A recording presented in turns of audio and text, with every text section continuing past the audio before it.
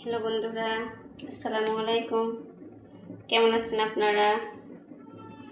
আশা করি সবাই ভালো আছেন। আমিও ভালো আছি আপনাদের দয়ায়। আমি আবার আপনাদের সামনে একটা নতুন রেসিপি নিয়ে হাজির হলাম। আজকের রেসিপি হচ্ছে পাকা পেঁপে বড়া। পাকা পেঁপেগুলো এইভাবে আমি পিস পিস করে কেটে নিয়েছি। এটা অনেক সুস্বাদু একটা খাবার। পাকা পেঁপেগুলো নষ্ট না করে বড়া বানায় ফেলবেন, এতে অনেক সুস্বাদু হবে।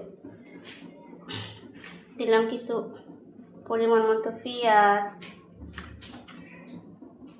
কাঁচামরিচ, ধনিয়া পাতার গুঁড়া, ধনিয়া পাতা পিস পিস করে কেটে নিছি, পরিমাণ মতো লবণ,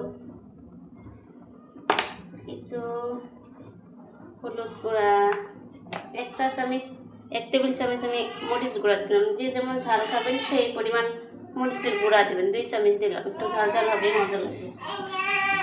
আমি দিলাম একটু বেসন, যাতে আঠালো ভাব হয়, ওর জন্যে, নাহলে তো বড়াটা ভেঙে যাবে। এই যে দিলাম একটু চাউলের গুঁড়া, দিলে বড়াটা আরও বেশি মচমচা হবে। এর জন্য আমি চাউলের গুঁড়া আর একটু বেসন মিক্সড করে এটা ম্যারিনেট করবো। এই যে ভালোভাবে ম্যারিনেট করবেন, না হলে বড়াগুলা ভালো হবে না। আমি ভালোভাবে ম্যারিনেট করতেছি।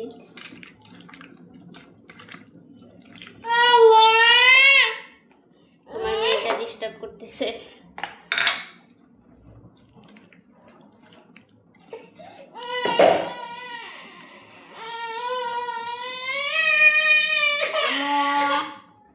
এই যে দেখো তো মামনি কি বানায়।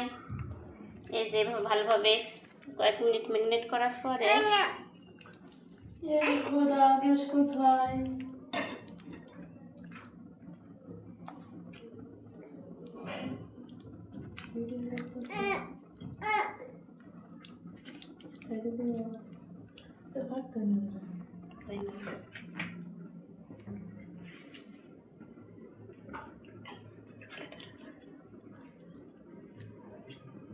এই যেভাবে ম্যারিনেট করে নিছি, তেলটা গরম, তেলের মধ্যে যে যেমন সাইজ আছে, ছোট দিলে ছোট, বড় দিলে বড়,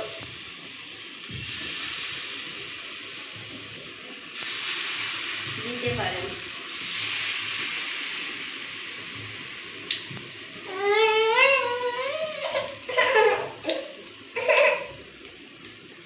অনেকগুলো একসাথে দিলাম না, কয়েকটা দিলাম।